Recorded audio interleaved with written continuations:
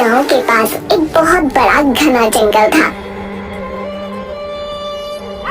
वो जंगल एकमात्र ऐसा रास्ता था जहाँ से शहर आया जाया जा सकता था। पर कुछ समय से वहाँ से आने जाने वाले लोग रहस्यमय तरीके से मरने लगे थे।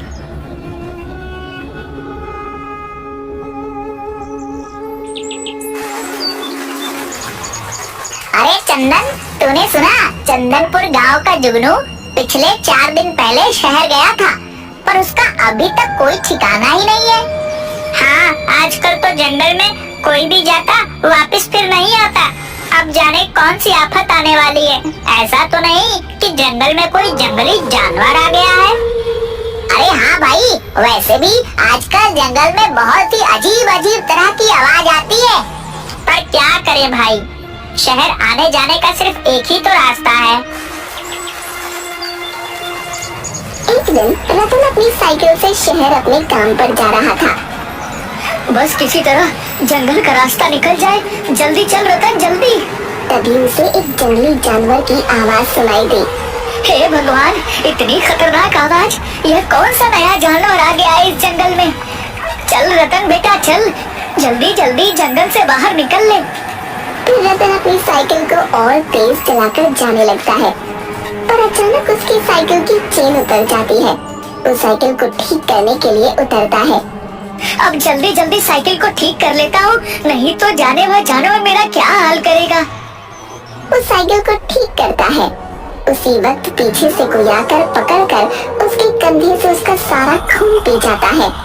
पास से बसंत और चंदन गुजरते हैं।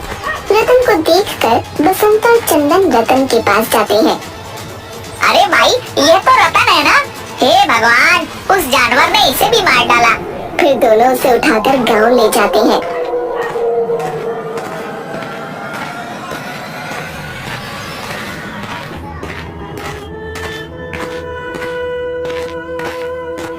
आसपास के गांव में मौत हो रही थी सो हो रही थी, पर अब हमारे गांव में भी उस जानवर का आतंक शुरू हो गया है।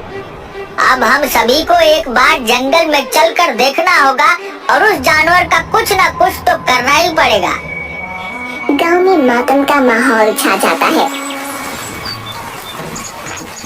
अगले दिन सभी गांव वाले मशाल लेकर जंगल में जाते हैं। तभी ठोकर खाकर बसंत गिर जाता है। बाकी सभी लोग आगे बढ़ जाते हैं। अरे कहाँ जा रहे हो सबके सब? रुको रुको मेरे लिए। तभी उसे अजीब अजीब सी आवाज सुनाई देती है और वो जैसे ही पलट कर देखता है, नहीं नहीं, उसका भी खून उसी तरह हो जाता है जैसे कि रतन का हुआ था। जब गांव के सभी लोग वापस आते हैं तो बसंत की लाश को देखते हैं। अरे यह क्या? बसंत बसंत, उठ जा बसंत भाई, उठ जाओ। अरे लगता है उस जानवर ने बसंत भाई को भी मार डाला। हे भगवान, ये कौन सा जानवर होगा जो इतनी बेरहमी से इंसानों का खून पी जाता है? मुझे तो बहुत डर लग रहा है। फिर सभी लोग गांव चले जाते हैं।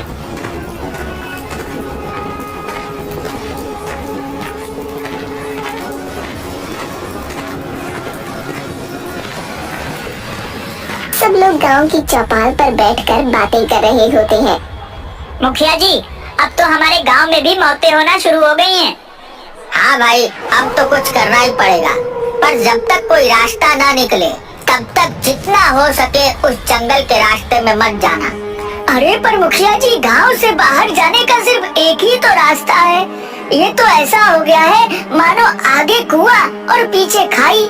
अगर शहर नहीं गए तो भूखे मर जाएंगे, और अगर गए तो वो जानवर हमें खा जाएगा। अब तो बस एक ही रास्ता है, हम सबको मिलकर उस जानवर को मारना पड़ेगा। अरे पर हम सब गए थे उस जानवर को ढूंढने, वह तो हमें मिला नहीं, और बसंत की जान गई वो अलग। तभी खून से लथपथ हालत में मंगलू वहाँ आता है। अरे मंगलू, ये तेरी हालत कैसे हुई? अरे नहीं भाई, कोई जानवर नहीं है। फिर कौन है? अगर कोई जानवर नहीं है तो बता मुझे, मैं भी उसका छठी का दूध निकाल कर आता हूँ। अरे भाई, वो तेरा छठी सातू ये सभी का दूध निकाल देगा। क्या मतलब? अरे भाई, मैं शाम को शहर से गांव आ रहा था, तभी मेरे सामने एक विशालकाय दानव।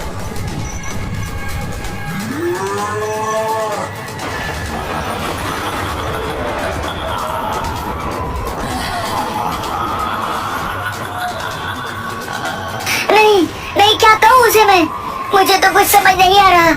उसका सर इंसान का और शरीर जानवर का, उसके लंबे लंबे दांत, उन्हीं दांतों से वह इंसानों का खून पी जाता है।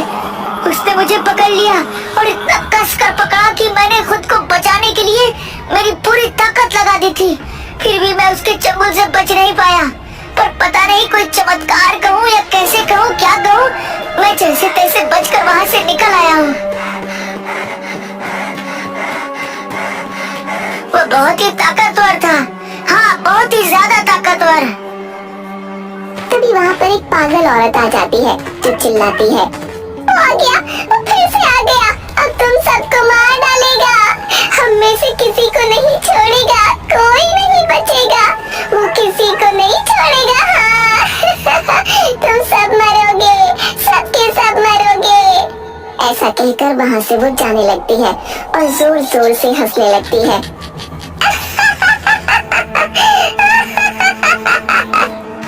गांव में किसी को भी कुछ समझ नहीं आता। भाइयों, मेरा मत यह है कि गांव में से 4-5 लोग साथ में शहर जाकर जरूरत का सारा सामान ले आए और फिर उस रास्ते से कोई भी नहीं जाएगा। हाँ हाँ मुखिया जी, मुझे भी आपका सुझाव बहुत अच्छा लगा, बिल्कुल अच्छा। हाँ हाँ, हम लोग बिल्कुल ऐसा ही करेंगे। फिर गांव के कुछ लोग मिलकर जंगल पार करके शहर जाने लगते हैं।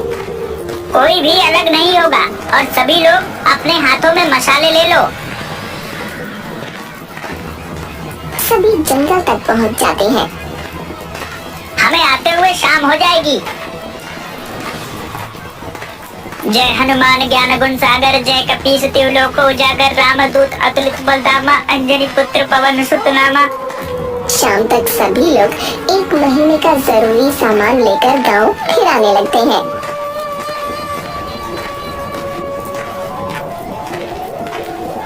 आते समय सभी लोगों के सामने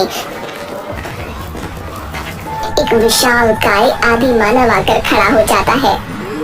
अरे भाई, लगता है कि ये वही आदि मानव है जिसके बारे में मंगलू ने बताया था, जो सबका खून पी जाता है। अब हमें भी खा जाएगा। अरे घबराओ मत तुम सब, मैं हूँ ना, मैं देखता हूँ कि यह आदि मानव हम सब का क्या बिगाड़ेगा। तभी वो आदि मानव एक आदमी को पकड़ लेता है और उसका खून पीने लगता है। बाकी सभी लोग उस पर पत्थर मारने लगते हैं। छोड़ छोड़ उसे, छोड़। वो आदि मानव और भी ज्यादा गुस्से में आ जाता है। उसने जिस आदमी को पकड़ रखा था उसे वो दूर पेड़ के पास फेंक देता है। अरे चंदन भाई, अब हम क्या करें? यह आदि मानव तो और भी ज्यादा गुस्सा हो गया है। अब यह हमें से किसी को भी नहीं छोड़ेगा। अब तो हम सभी गए। और उन सभी के पास आने लगता है। वो आदि मानव सबके पास जा रहा था पर चंदन से डर रहा था। अरे ये आदि मानव मेरे पास क्यों नहीं आ रहा? फिर उसे ध्यान आता है कि उसके हाथ में मशाल है। कहीं ऐसा तो नहीं कि मेरे हाथ में मशाल है इसलिए वो मेरे पास नहीं आ रहा? कहीं ऐसा तो नहीं कि ये आदि मानव आग से डरता हो? वो आदि मानव गुड्डू को पकड़ लेता है और उसका खून पीने ही वाला था कि तभी चंदन उस आदि मानव के पास मशाल लेकर जाता है और उसे डरा देता है। सभी लोग वहाँ से गांव में भाग जाते हैं। गांव जाकर सभी गांव वालों को सारी बातें बताते हैं। पर चंदन भाई, मुझे एक बात समझ नहीं आई कि वह आदि मानव हम सबको पकड़ रहा था, पर आपसे क्यों डर रहा था? अरे क्योंकि मेरे हाथों में मशाल थी और वह आदि मानव आग से डरता है, इस वजह से वह मेरे पास नहीं आ रहा था। और तुमने देखा नहीं, मैं जैसे ही मशाल उसके पास लेकर गया वह वहाँ से भाग गया। इसका मतलब है कि हम उस आदि मानव को जलाकर मार सकते हैं। सभी गांव वाले इस बात को सुनकर खुश हो जाते हैं। उनके मन में एक उम्मीद की किरण जाग जाती है। फिलहाल तो कुछ समय के लिए उस जंगल में कोई भी नहीं जाएगा। कुछ दिनों में हम कोई न कोई रास्ता जरूर निकाल लेंगे। चौपाल पर बैठकर सब लोग बातें कर रहे होते हैं। अरे भाई, तुम्हें आवाज सुनाई दी? हाँ भाई, ये तो उस आदिमानव की ही आवाज लग रही है। कहीं वो आदिमानव गांव में तो नहीं आ गया? हे भगवान, इस शैतान का डर पहले जंगल में ही था और अगर ये गांव में आ गया तो हम सबका जीना हराम कर देगा। इसका कुछ न कुछ तो करना ही पड़ेगा। तभी जोर जोर से जमीन पर पैर रखते हुए आदिमानव गांव में आ जाता है। अरे भागो भागो, सभी अपने घरों में जाकर छुप जाओ।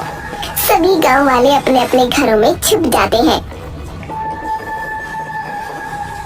पर वो आदिमानव अब गांव के जानवरों को खाने लगता है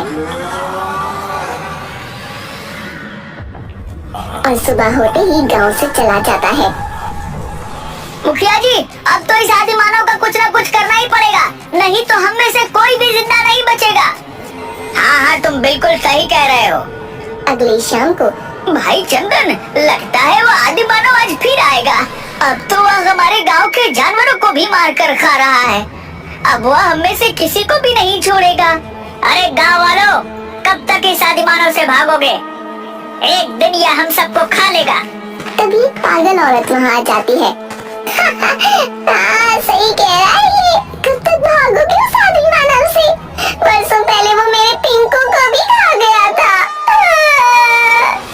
पर उस आदिमानव को हम मारेंगे कैसे? वो आग से डरता है। हाँ, उसे किसी तरह से आग से जला सकते हैं। फिर वो पागल औरत सभी गांव वालों को तरकीब बताती है। फिर सभी लोग मिलकर एक गड्ढा खोदने लगते हैं।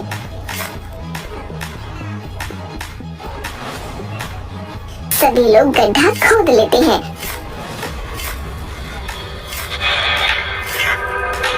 और उस पर घास डालकर उसे ढक देते हैं। Subscribe this channel. तभी फिर से आदिमानव गुर्राते हुए गांव में आता है। तभी गांव वाले इधर उधर भागने लगते हैं। फिर चंदन उस आदिमानव को और गुस्सा दिलाने के लिए उस पर पत्थर मारने लगता है और चंदन को देखकर सभी गांव वाले उस आदिमानव पर पत्थर फेंकने लगते हैं।